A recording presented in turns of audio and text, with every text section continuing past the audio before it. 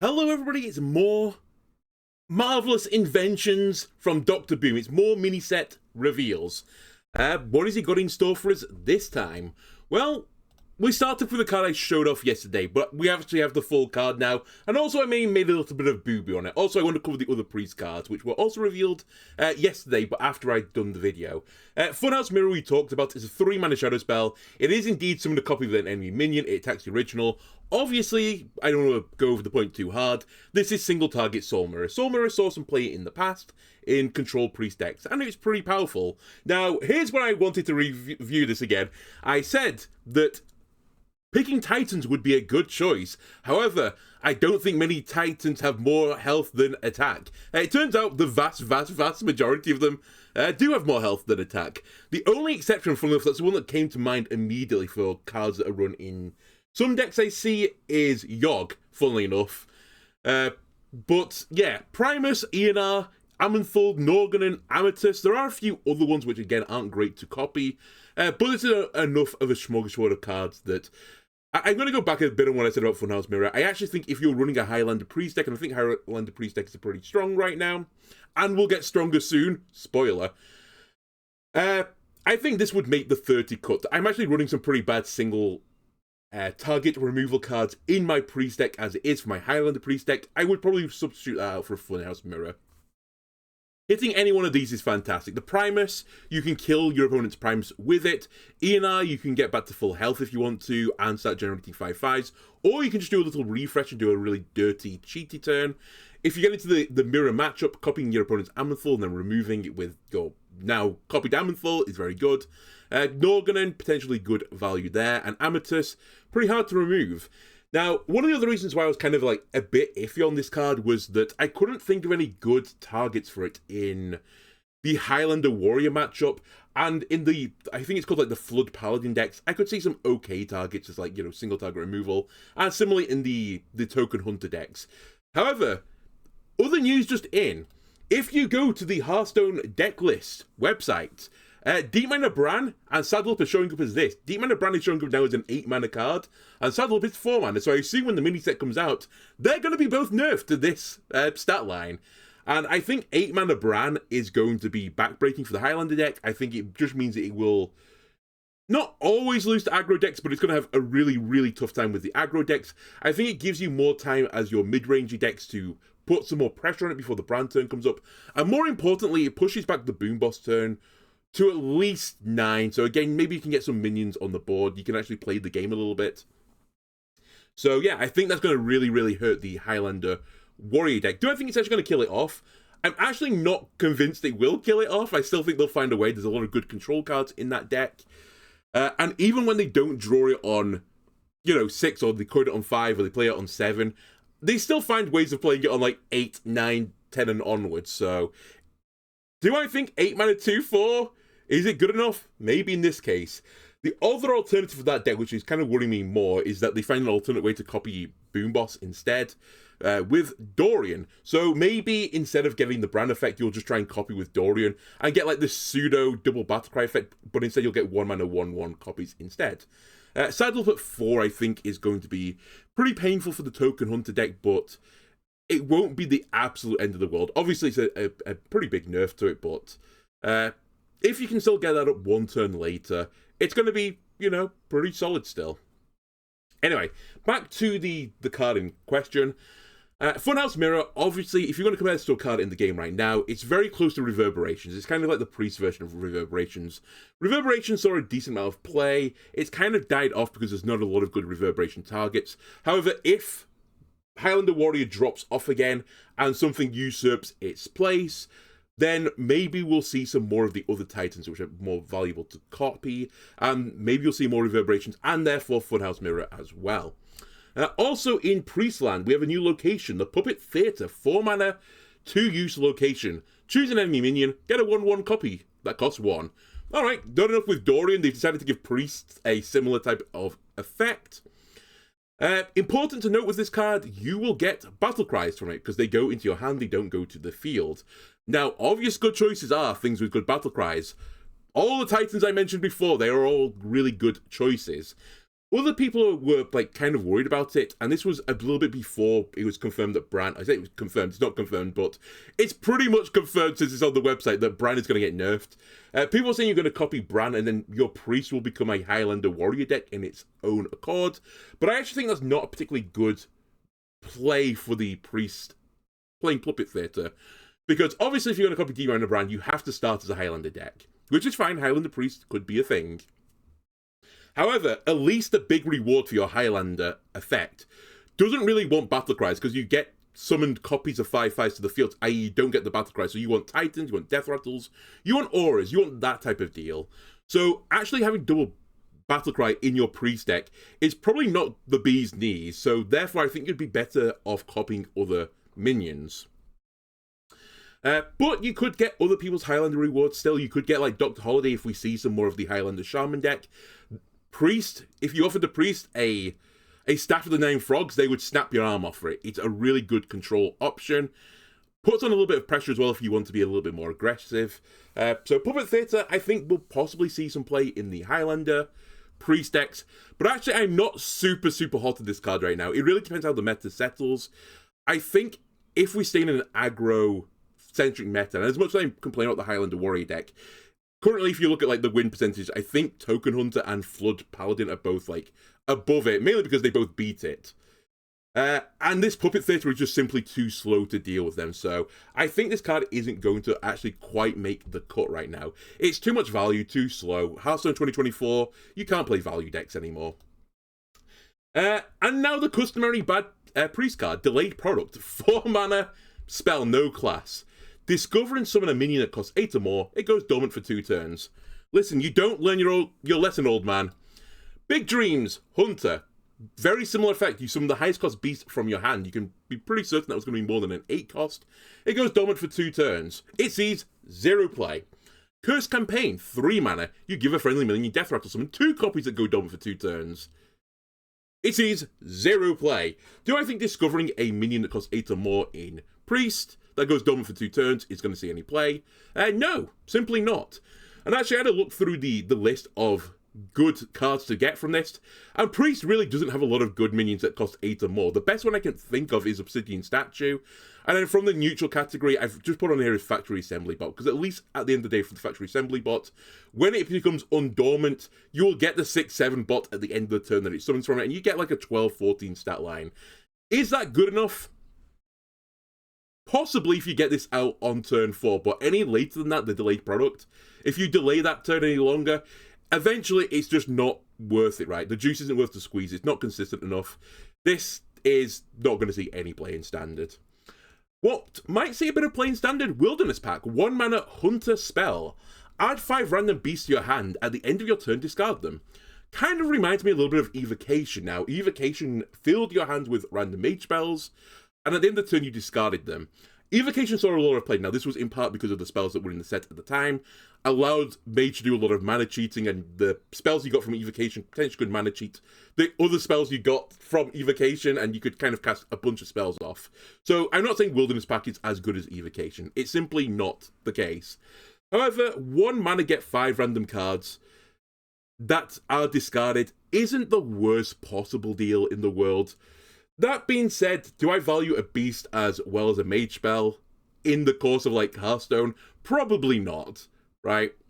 And actually, when I went through it a little bit, I'll get to you in a second. When I went through it for random beasts, so beasts that weren't in Hunter, the only 2 that I could really see that would be really, like, pretty good are Backstage Bouncer and Blast Tortoise from the Warrior and Warrior Shaman dual class cards, respectively. Not respectively, the opposite of respectively, sorry, I read them backwards.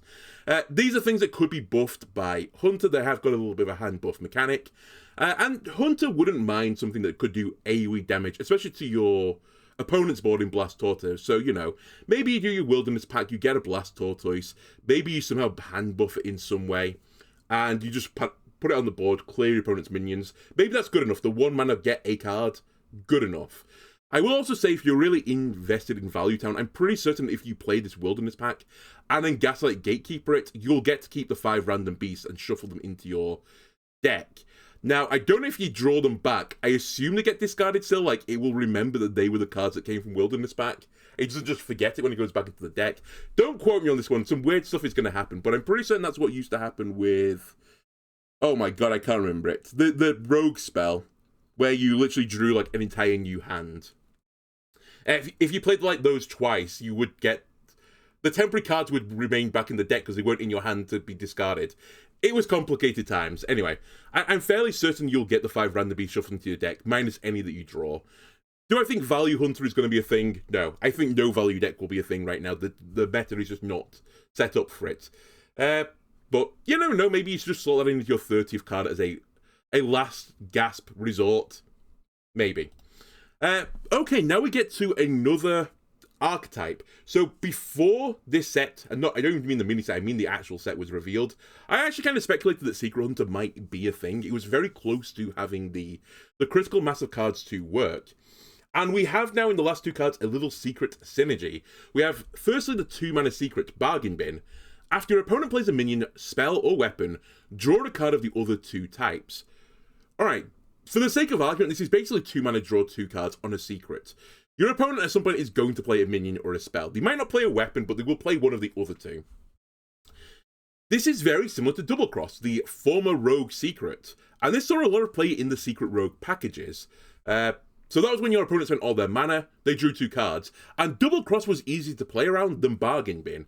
So I honestly see a world that if there is enough critical mass for a secret archetype, Bargain Bin probably makes the cut. 2 mana draw 2 cards is pretty efficient, and it's also like a tutor, because again, your opponent is less likely to play the weapon, so you're almost always going to draw 2 cards, and 1 is a weapon. And there's one really, really good weapon for Secret Hunters to draw, the Star-Strung Bow, right? Costs 1 less for each friendly secret that triggered this game. It's almost certainly going to run into that deck. It's a very aggressively statted weapon as a 5/2.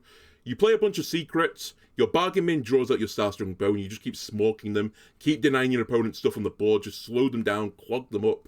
It could be pretty nasty, honestly. And then they have the Spellstone as well. A lot of wolves going from that. What else do they have? They also have Product 9, a 5-mana 4/4 mech beast.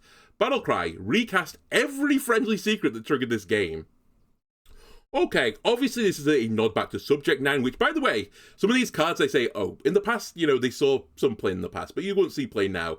Subject 9 might actually have seen play today still. This was a really good card back in the day, mainly because it was 5-mana 4/4, draw 5. Now, you didn't always get the 5 different secrets, but a lot of times you'd get, 3 or 4 cards, thins out the rest of your deck, makes it more likely to draw other cards that you might want as well.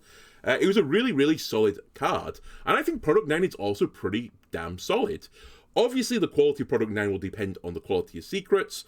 So here's the secret package right now for Hunter. We have Bait and Switch, Bargain Bin, the new card, Explosive Trap, Freezing Trap, Hidden Meaning, Ice Trap, and Rat Trap. And I think here there is enough of a secret package. At least with the support cards as well. I think you'd put Bargain Bin, Explosive Trap, Freezing Trap, Hidden Meaning, and Ice Trap in your Secret Hunter package. Explosive Trap deals with any aggro decks. You can throw a Freezing Trap on to deal with a single target minion. Ice Trap to stop your opponent playing spells, and then your opponent is, trying to deal with your board, like you summon all the Spellstone Wolves, and you just throw a Hidden Meaning on the board so that they deal with the wolves, and they still get another minion at the end to keep smacking them in the face. That's going to be really horrible. By the way, as well, for Subject 9, or Product 9 even, note in the text, it says triggered this game. Not played, it's triggered. So if you play something like Observer of Mysteries, and you get a Mage secret, and it also is activated, I believe that Product 9 will potentially add that back to your Christmas tree of secrets. And there's some pretty decent Mage secrets in the meta right now, like Counterspell would be pretty annoying, so would Explosive Runes. Pretty annoying to deal with. And again, if you play your Observer of Mysteries onto the board, it's going to really screw your opponent up. They will probably not want to play anything, because they can't risk triggering a secret that eventually Product 9 will recast again. And by the way, that won't be temporary. I think that will be a consistent one, so it's going to be really, really horrible to play against. So everyone's going to have to be very, very, very, very familiar with your secrets. Now we go into Mage Land. Mage has a new arcane spell, Malfunction, a 2-mana spell. Deal 3 damage split amongst all enemy minions. If your deck has no minions, deal 3 more. Okay, if your deck has minions, it is worse than arcane missiles for the most part. I will say, Malfunction only hits minions. Arcane Missiles can hit the face. So there are some frustrating times in the past where you'd play an Arcane Missiles and all three would hit your opponent in the face, and there was a 2-1 up or something, or a 3-1, and you're like, holy shit, Arcane Missiles, you missed the 50-50 3 times. What are the odds? And then you go, Quick Master's like, okay, it's a 1 in 8 actually. That's not that unreasonable. Obviously, Malfunction, you're only going to put it in your minion mage deck. If you're doing 2 mana 6 damage to all minions, you're approaching Cinderstorm levels. Now, Cinderstorm again could hit all enemies. It wasn't just restricted to minions, so you could argue that Cinderstorm was more aggressive in the fact that it could go face. But Malfunction is better in its ability to clear your opponent's board. And actually, at the mana cost, it's very efficient for dealing with these token hunter decks that have a lot of 1 health minions in it. So I actually think this will improve the quality of the no minion mage deck considerably. Do I think it's going to make it meta? No, absolutely not. That deck is just not consistent enough. And I still don't think it quite has enough support. We also go to another spell. A 3 mana frost spell. Buy 1, get 1, freeze! Freeze a minion, summon a frozen copy of it. They've remade Reverberations, but for a frost spell. And honestly, I would somewhat argue that it is worse than Reverberations, because for the most part, when you reverberate an opponent's minion, the minion you would try to reverberate was a Titan, right? They are just so much value, and they can give you an instant benefit. Now, if you freeze an opponent's minion, and that is a Titan cannot use their ability while frozen, so you get the Titan, sure, but it's frozen. So you don't get the immediate benefit you do from Reverberations. They have the same mana cost as well. Now, obviously, you could do the flip side of it, that the minion you get from Reverberations is easy to clear off, because all you need to do is 1 damage to it and it will die. True, but I think getting the fast activation of a Titan effect was worth more than it. I'd also say currently in the current meta, at least, Reverberation sees very little play right now. Mainly because there's not a lot of stuff to reverberate. Therefore, by proxy, I'd probably say buy 1, get 1 freeze won't be too good either. But obviously, when Brand gets nerfed and yada yada yada, maybe this opens up the window again for these slower decks to rise to the top. In which case, maybe you'll run both of them, right? Reverberations and buy 1, get 1 freeze. Maybe it's good enough. We're also reaching a pretty big critical mass on freeze cards. This is just all I've added to the side, and this isn't all of them. A lot of single target freeze spells in Mage. Potentially you could run this Cryopreservation with the buy 1 get 1 freeze with Soul Freeze, and with like blizzards and stuff like that, and potentially just freeze a minion indefinitely, really. Like, 6 or 7 turns of freezing a guy. Yeah, you could do that, but again, I don't think the meta right now is minion-based enough, and the minion-based decks that do exist are swarming decks where this single target freezing won't work, so again, I think it's just not going to quite fit in right now. The final mage card we get for the mini set. Dark Moon Magician, 3 mana 2/4 elusive minion. After you cast a spell, cast a random spell that costs 1 more. I honestly can't say a lot about this. This is going to be a lot of testing. Obviously, you're not going to be running this in your no minion mage decks, which cast a lot of spells because it is a minion. That's unfortunate. So you're going to be running it in this like value mage deck. Obviously, the quality of this card depends on the quality of the random mage spells and the certain probabilities of getting good rolls at certain mana costs. Like, if you're casting 2-cost spells, is the pool of 3-cast spells generally good? And so on and so forth.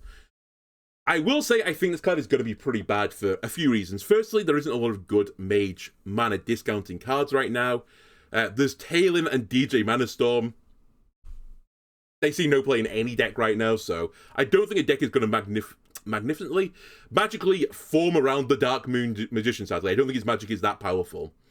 Also, the Galactic Projection Orb, which sees some play in minionless mage decks and also in some other mage decks as a finisher, doesn't often finish your opponent, which kind of suggests that currently the quality of a random spell isn't actually good enough right now. I will say, though, that if you try to run this with Yogs in the deck, for example, which again, you'd be running Yogs with minions in your deck, so you're not going to get a great Yog effect. The only 9-cost spell right now in the game is Sunset Volley, which was brought down from 10, possibly also to do with this card. Now, it will require you 11 mana, so you're going to have to crank it up to 11 at some point.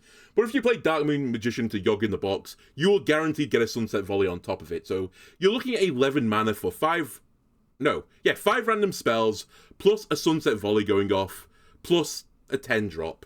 That's not bad, right? Right? I'm not convinced. And finally, Pro Gamer. They finally made a card after me. 2 mana, 2/3. Battlecry. Challenge your opponent to a game of rock, paper, scissors. The winner draws 2 cards. This is 6 memes out of 9 rating. Wow, what a meme card. It's terrible. Truly, truly terrible. In case you want to know exactly how this works, you will play a round of rock, paper, scissors. And if you're not aware of the connotations of this, rock beats scissors, scissors beats paper, paper beats rock. You will choose one of these 3 things, and your opponent will choose one of these 3 things. And either you will win, in which case you'll draw 2 cards, your opponent will win, in which case they draw 2 cards, or you'll draw and nothing happens, I believe. No one draws the cards. In which case you've just played a 2 mana, 2/3, which is not good enough in Standard in 2024. Therefore, 2 of the 3 outcomes are bad. 1 is especially bad, but 2 of the 3 are bad. So this is a 2 mana, 2/3, 33% chance of getting a good outcome.